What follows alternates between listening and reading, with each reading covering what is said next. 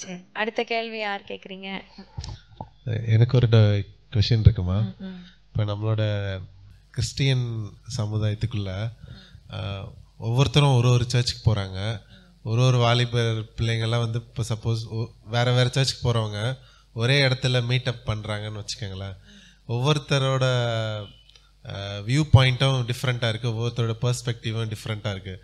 ஒருத்தர் வந்து ஆண்டவரை இப்படி தான் ஆராதிக்கணுன்றாங்க, இன்னொருத்தங்க வந்து இல்லை நம்ம இப்படி ஆராதிக்கணுன்றாங்க. அந்தந்த சர்ச்சுக்கு ஏற்ற மாதிரி அந்த பெர்ஸ்பெக்டிவ் மாறுது. அவங்க வந்து சில பேர் உபவாசம் பண்ணி ஜெபம் பண்ணணும்பாங்க, சில பேர் வந்து இல்லை சுவிசேஷம் சொல்கிறது தான் முக்கியம்பாங்க, சில பேர் வந்து ஜெபம் முக்கியம்பாங்க. இந்த மாதிரி ஒவ்வொருத்தருக்கும் ஒரு ஒரு பெர்ஸ்பெக்டிவ் இருக்கனால சில நேரம் வந்து சில கன்ஃபியூஷன் வந்து அவங்களுக்குள்ளேயே வருது. ஸோ உண்மையாக ஆண்டவர் வந்து எப்படி தான் நம்ம வந்து தேடணும்?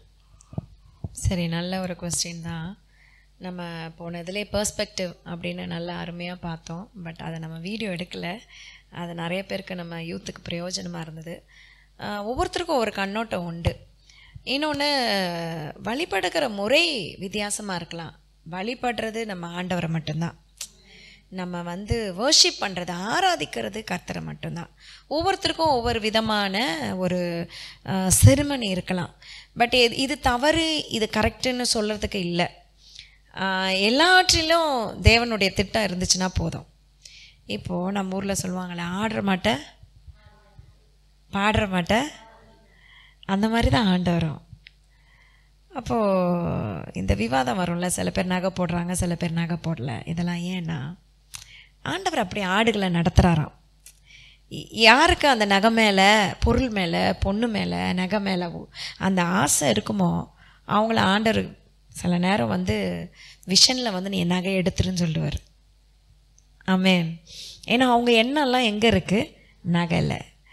அவங்க வந்து நம்மக்கிட்ட பார்த்து பேசினா கூட நம்ம முகத்தை பார்த்து பேச மாட்டாங்க, நகையை பார்த்து தான் பேசுவாங்க. அவங்களுக்கு அதுதான் தெரியும். கழுத்தில் ஒரு சின்ன செயின் போட்டு தான் அந்த செயின் அவங்களுக்கு பெருசாக தெரியும். அதனால தான் எடுத்து சொல்லியிருப்பார். அந்த ஆட்டை அப்படி நடத்துகிறாரு. இப்போ நமக்கு அது மேலேயே எண்ணம் இல்லை, ஆனால் போட்டுக்க அலோவ் பண்ணிடுவார். ஏன்னா நம்ம எண்ணம் சுத்தமாக அது மேலே இல்லை. அப்போ ஒவ்வொருத்தரையும் ஒவ்வொரு விதமாக நடத்துகிறார். அப்போ நகை போடாதவங்களாம் பரலோகம் போக முடியாதா? போகலாம். நகை போட்டவங்களாம் பரலோகம் போக முடியாதா? போகலாம். ஆமேன்னு சொல்லலாமா? இது ஒன்லி எக்ஸ்டர்னல் திங்ஸ் மட்டும்தான். பட் இன்டர்னலாக ஆவிக்குரிய வாழ்க்கையில் பார்த்தோம்னா, சில சபையில் நீங்கள் சொன்ன மாதிரி சிலத்துக்கு ஃபோக்கஸ் பண்ணுறாங்க. சில சபை ஊழியம் ஊழியம் ஊழியம் ஊழியன்னு வாங்க, உறவு விட்டுருவாங்க. அப்போது உறவு இல்லாமல் ஊழியம் பண்ணி யூஸ் இல்லை. அப்போ உபவாசமே இல்லாத சில சபைகள் உண்டு. கண்டிப்பாக நம்ம உபவாசம் இருக்கணும். ரொம்ப சிம்பிளாக சொல்லணும்னா, இயேசு சொன்னதை பின்பற்றினாலே மோர் தான் இனஃப். அப்போ நிறைய ஊழியக்காரங்க எப்படின்னா ரொம்ப ஸ்ட்ரிக்ட் ஆஃபீஸராக இருக்கிற காரணம், இயேசு அப்படி தான் இருந்தாரான்னு அவங்களுக்கு தெரியாது. நான் இந்த ஆண்டவரோட காரியத்தை படிக்க படிக்க படிக்க இந்த 4 சுவிசேஷத்தை திரும்ப திரும்ப படிக்கணும்.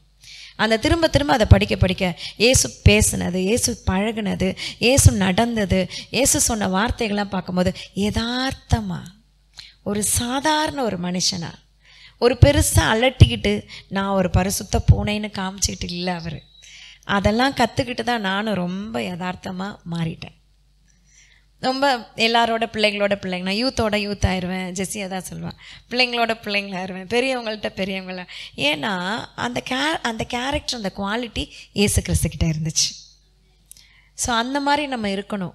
அவர் உபவாசம் இருக்கணும்னு சொன்னாரா? உபவாசம் இருக்கணும். அப்போது சீஷர்களை குறித்து சொல்கிறாங்க, உங்கள் சீஷர்கள் உபவாசமே இருக்கலையே அப்படின்னு கேட்கும்போது அவர் சொல்கிறாரு, மணவாளன் கூட இருக்கும்போது அவங்க உபவாசலை எடுத்துக்கொள்ளப்படுற நாள் வரும், அப்போ உபவாசிப்பார்கள். உபவாசிச்சாங்களா? உபவாசிச்சாங்க. ஸோ அந்த மாதிரி எல்லாமே we should follow only Christ teaching. என்ன பண்ணுறாங்கன்னா வாலிபர்கள் அவங்க சபை டீச்சிங்கை ஃபாலோ பண்ணுறாங்க. எல்லா வாலிபர்களுக்கும் சொல்கிறேன், உங்கள் சபை டீச்சிங்கை ஃபாலோ பண்ணாதீங்க, கிரைஸ்ட் டீச்சிங்கை ஃபாலோ பண்ணுங்கள். உங்கள் வாழ்க்கையில் மிகப்பெரிய மாற்றத்தை நிச்சயம் காண்பீங்க. Praise God. God bless you.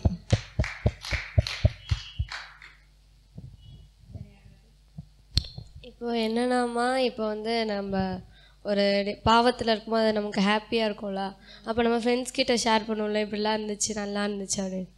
அப்புறம் இந்த மாதிரி சர்மன்லாம் கேட்கும் போது நம்மக்கிட்ட நிறைய பேசுவாங்க. அப்போ பேசும்போது அது நமக்கு தப்பு அப்படின்னு தெரியும், அதை நம்ம உணர்ந்துரும் இப்படி பண்ணக்கூடாது.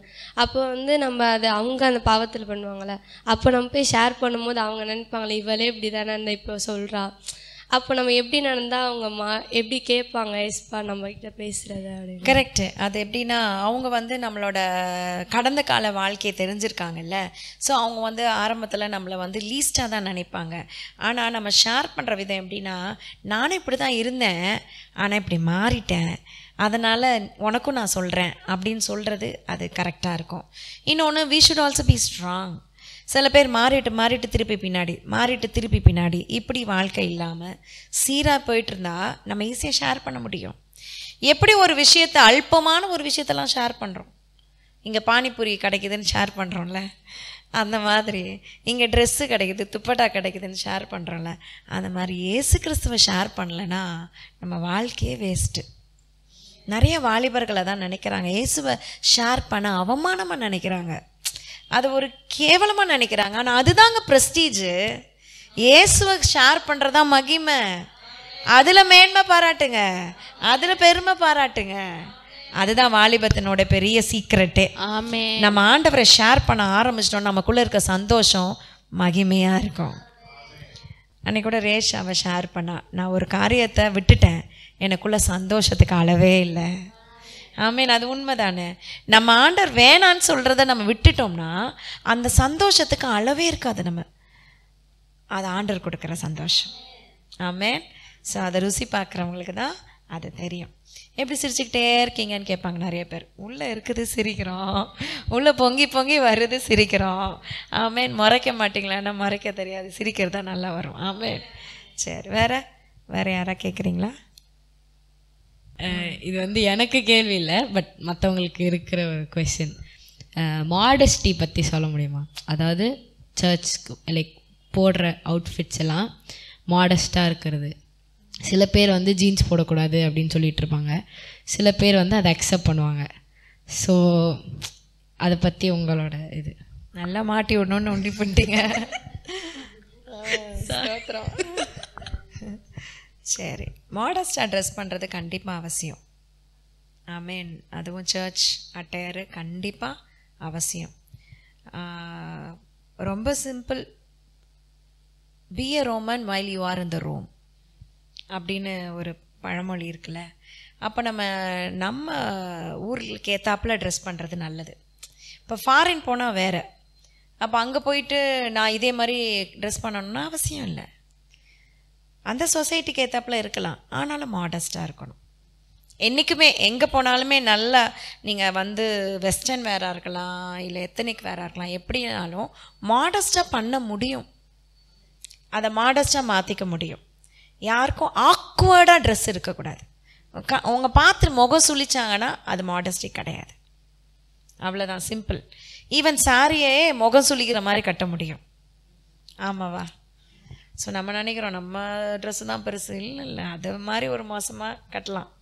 ஆனால் எந்த ட்ரெஸ்ஸு போட்டாலும் மாடஸ்ட்டாக இருக்கணும்னு தெரியணும். ஏன்னா நம்ம சரீரம் தேவனுடைய ஆலயம். அதை வந்து ஒரு பார்க்குற பொருளாக வச்சிடக்கூடாது. அதை கண்டிப்பாக ஆண்டவருக்கு மட்டும் அது பரிசுத்தமாக இருக்கணும். அதை க்ளோஸ் பண்ணி தான் நீங்கள் வைக்கணும். அது மாடஸ்டி இஸ் ரியலி இம்பார்ட்டண்ட். அதுவும் ஊழியத்துக்கு போகிறது, ஊழியம் இருக்கிறது, நல்லா கண்டிப்பாக மாடஸ்ட்டாக கண்டிப்பாக இருக்கணும். God bless you. Very good. நல்ல ஒரு கேள்வி. மற்றவங்களுக்கு அது நிச்சயம் யூஸ்ஃபுல்லாக இருக்கும். வேறு இப்போ வந்து பைபிளே வந்து ஒரு லவ் லெட்டர்ன்ற மாதிரி இருக்குல்லம்மா. ஸோ தேவன் வந்து எப்படி அவர் கட்டளையே வந்து நீங்கள் வந்து உங்கள்கிட்ட வந்து அன்பு எவ்வளோ இருக்கோ அது வந்து மற்றவங்களுக்கும் அந்த அன்பு செலுத்துங்க அப்படின்ற மாதிரி இருக்கோங்களே.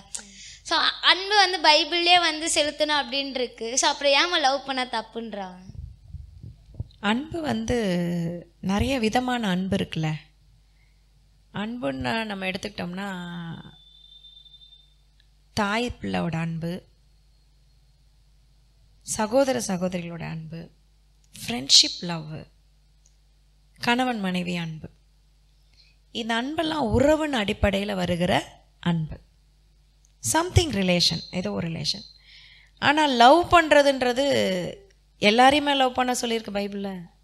அந்த லவ்ன்ற ஒரு வார்த்தைக்கு வித்தியாசம் இருக்குது.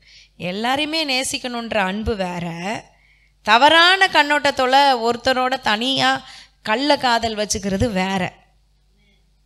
அந்த லவ்னாலே நம்ம நினச்சிக்கிறோம் எல்லாத்துக்கும் ஒரே லவ் இல்லை. There is a different love call agape love.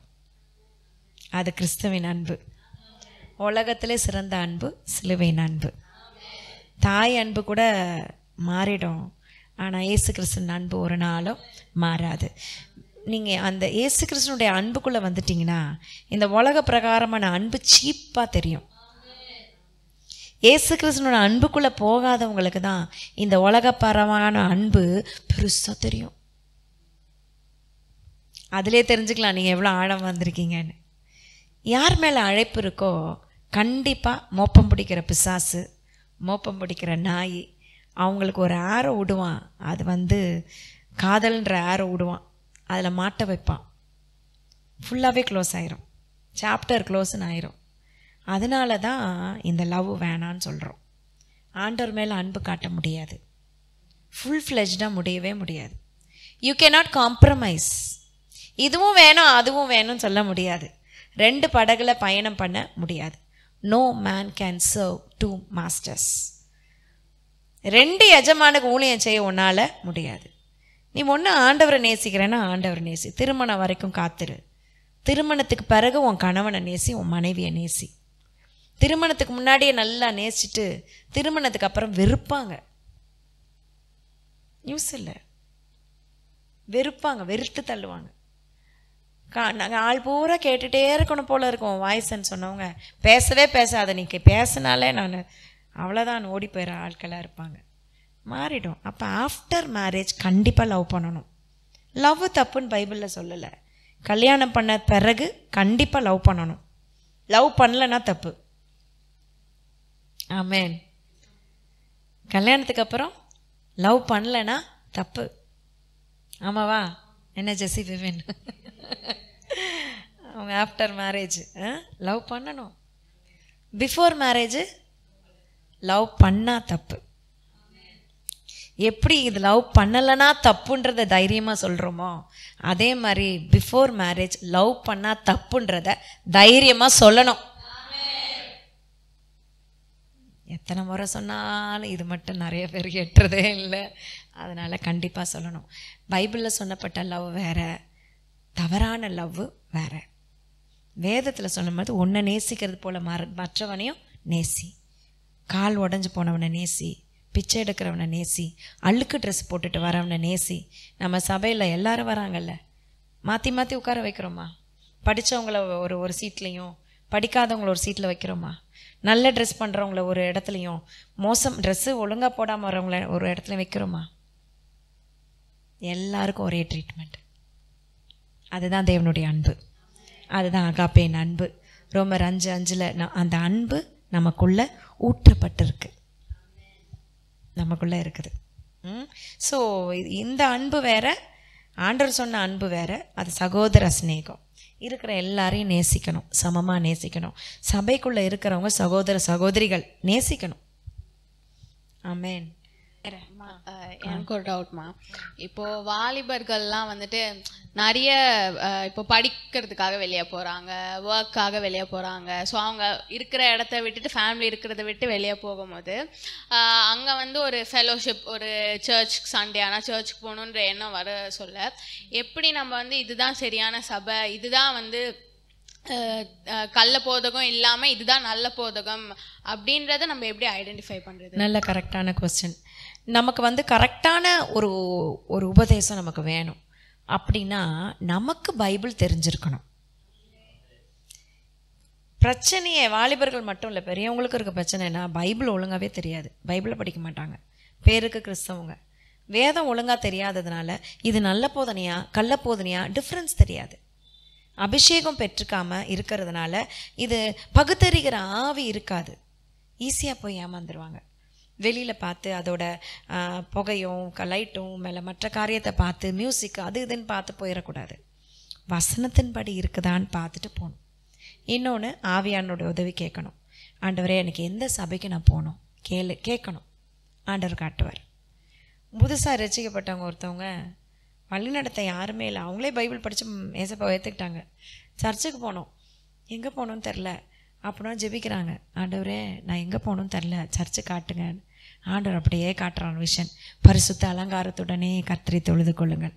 படிக்காத ஆள், அவங்களுக்கு பெருசாக படிக்க தெரியாது, எழுத படிக்க, ஆனால் பைபிளை நல்லா படித்து அவங்க ஆண்டவரை ஏற்றுக்கிட்டாங்க, இந்து குடும்பம். அப்போ ஆண்டவர் இப்படி காட்டுறாராம். காட்டினோன்னே அப்படியே பார்த்துட்டு அவங்க சந்தோஷம். ஆனால் எப்படி போகணும்னு தெரில, எங்கே இருக்குது சர்ச்சுன்னு தெரியல. அப்படி இருக்கும்போது அப்படியே பார்த்துட்டே இருக்காங்க. ஒரு 2-3 வீடு தள்ளி ஒருத்தவங்க வந்து ஒயிட் கலர் சாரியில் அவங்க நடந்து போவாங்களாம். அவங்க பெண்டிகாஸ்ட்டு.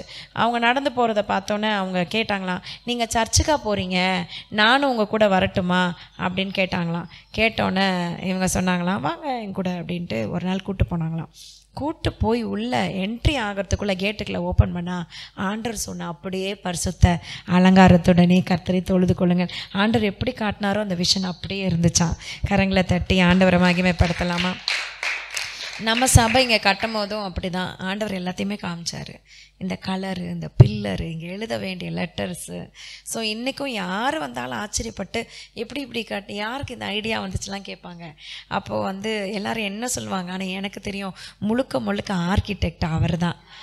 ஆவியானவர் அழகாக கொடுத்தாரு, அதன்படியே நமக்கு இங்கே வந்திருக்கு. ஸோ அவர் காமிப்பார், நம்ம கேட்டால் அவர் செய்வார். Very good question. God bless you. bless you. praise the Lord. வேறு யாராவது கேட்குறீங்களா? வேறு யாராவது கேட்குறீங்களா? ஓகே, ப்ரேயர் பண்ணி முடிச்சிருவோமா? சரி, God bless you. அப்படி கண்களை மூடி. தேங்க்யூ ஆண்டவரே, நன்றி அப்பா, நம்ம துதிக்கிறோம்ப்பா. தேங்க்யூ அப்பா, நம்ம ஸ்தோத்திரிக்கிறோம் ஆண்டவரே. உங்கள் கரத்தில் எங்களை ஒப்பு கொடுக்குறோம்ப்பா. அப்பா, இந்த வார்த்தையை கேட்ட, இந்த கேள்விக்கு பதில் ஆண்டவரே பார்த்து கொண்டிருந்த அநேக பிள்ளைகளுக்காக ஸ்தோத்திரம்.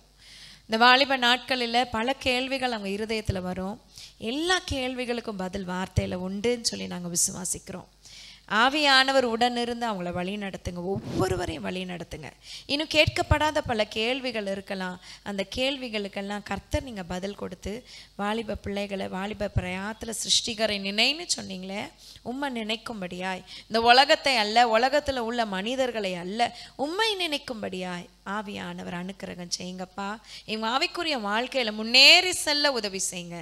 தேங்கி நிற்கிற வாழ்க்கை, தடுக்கி விழுற வாழ்க்கை, இதெல்லாம் மாறி சீராய் கர்த்தருக்காக ஓட பிரகாசிக்க உதவி செய்யுங்க.